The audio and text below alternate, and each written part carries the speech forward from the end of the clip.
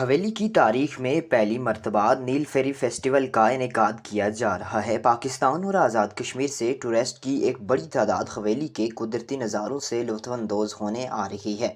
آج نیل ferry festival کے انتظامات کو حتمی شکل دینے کے لیے ڈپٹی کمشنر حویلی ساجد اسلم، اسسٹنٹ کمشنر سرفراز شاہ، تحصیلدار خالد کبیر کے علاوہ سول سوسائٹی میڈیا نمائندگان نے نیل فیری جیل کا وزٹ کیا تاکہ باہر سے آنے والے ٹورسٹ کو کسی قسم کا کوئی مسئلہ نہ ہو۔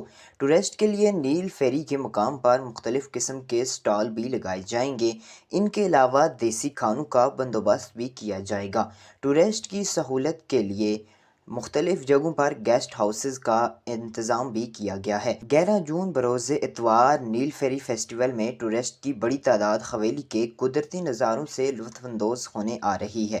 ڈپٹی کمشنر حویلی ساجد اسلم کا کہنا تھا کہ ہم نے ہر ممکن کوشش کریں گے کہ باہر سے آنے والے ٹورسٹ کو بہتر سے بہتر سہولیات فراہم کی جا سکیں۔ Munib Abbasi, country news digital, Muzaffarabad, Azad Kashmir.